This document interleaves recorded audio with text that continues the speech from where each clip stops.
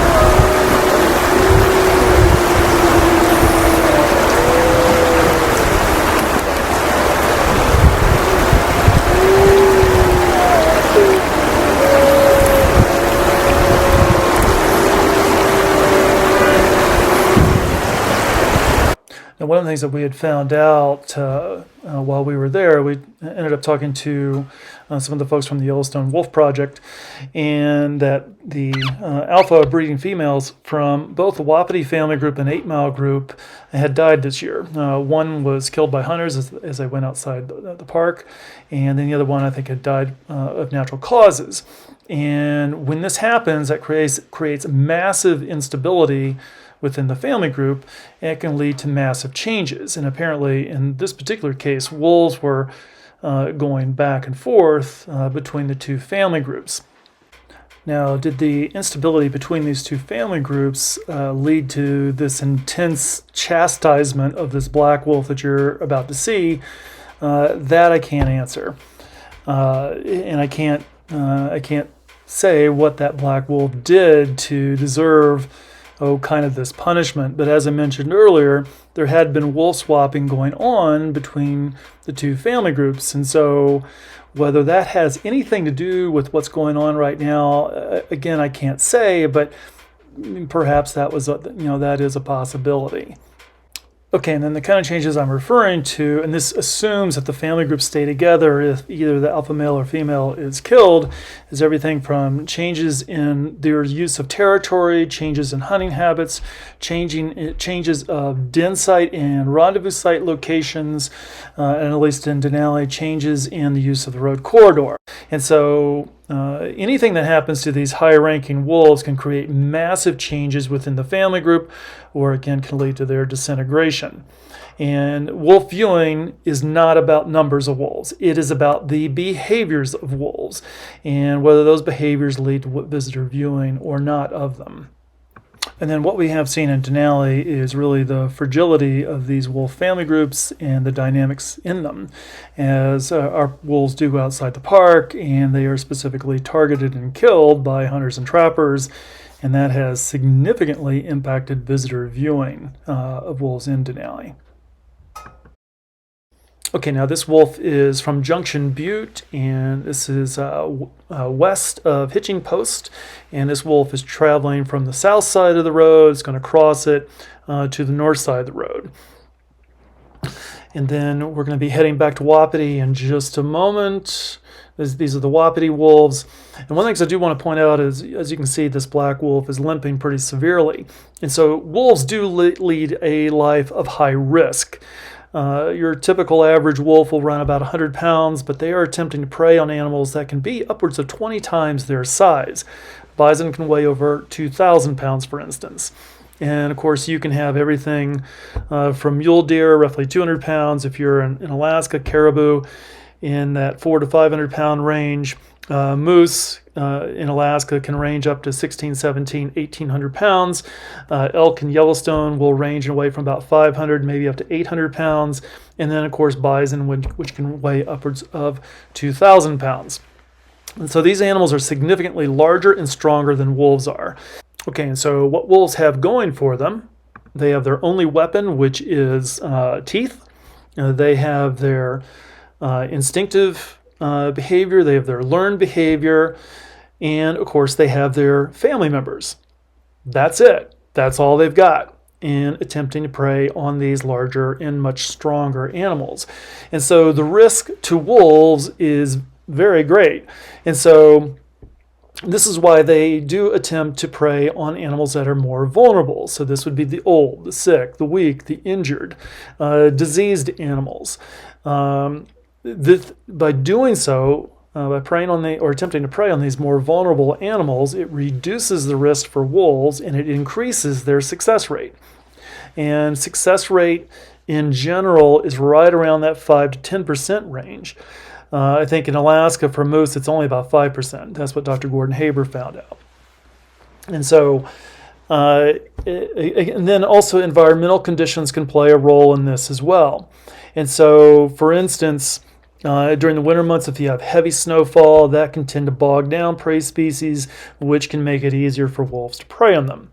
Although, again, the risk is still there.